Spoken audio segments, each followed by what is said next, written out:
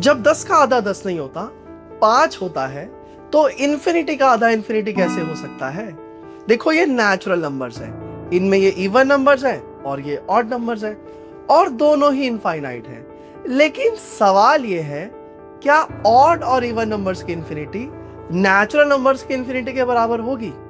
चलो natural numbers और even numbers को पेयर करते हैं। देखो हर नेचुरल नंबर के लिए एक इवन नंबर है, अगर मैं एक और नेचुरल नंबर जोड़ दूं, एक और इवन नंबर भी जुड़ जाएगा, यानी क्वांटिटी बराबर रहेगी, इसीलिए इन्फिनिटी भी बराबर होगी।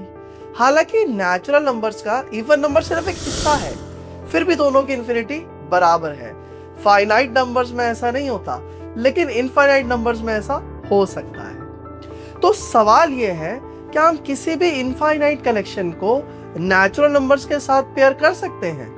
मान लो हमारे पास सारे इंटीजर्स हैं, negative numbers, zero, positive numbers. दिखने में तो ये नेचुरल नंबर से बहुत ज्यादा लग रहे हैं, पर इन्हें भी नेचुरल नंबर्स के साथ पेयर किया जा सकता है। मतलब इनका इन्फिनिटी भी नेचुरल नंबर्स के इन्फिनिटी के बराबर होगा। अच्छा ठीक है, पर फ्रैक्शंस का क्या?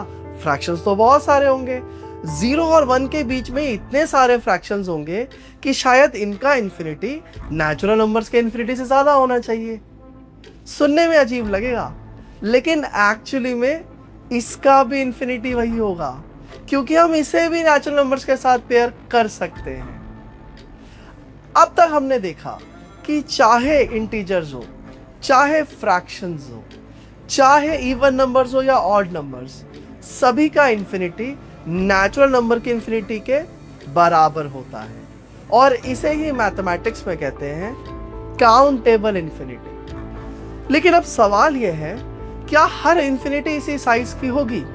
क्या हर इनफाइनाइट कलेक्शन को नेचुरल नंबर के साथ पेयर किया जा सकेगा, या फिर कोई ऐसी इन्फिनिटी भी होगी जो इस इन्फिनिटी से बड़ी होगी? रियल नंबर्स की बात करते हैं। मान लो 0 और 1 के बीच में सारे रियल नंबर्स ले लेते हैं, हर पॉसिबल डेसिमल नंबर ले लेते हैं। वैसे तो अनलिमिटेड नंबर्स होंगे, पर मान लो हमने एक ऐसी लिस्ट बना भी दी जिसमें कोई नंबर छूटा ही नहीं। चलो अब इस लिस्ट में एक नया नंबर बनाते हैं। हमारे नए नंबर का पहला डिजिट पहले नंबर के पहले डिजिट से अलग होगा, दूसरा डिजिट दूसरे नंबर के दूसरे डिजिट से अलग होगा, और तीसरा डिजिट तीसरे नंबर के तीसरे डिजिट से अलग होगा। और हम ऐसे ही आगे बढ़ते रहेंगे और हर एक कॉरेस्पॉन्डिंग नंबर के लिए चेंज करते रहेंगे। अब हमारे पास एक ऐसा नंबर होगा जो हमारी लिस्ट में पहले था ही नहीं, लेकिन हमने तो कहा था कि हमने एक ऐसी लिस्ट बना ली जिसमें कोई भी नंबर नहीं छूटा।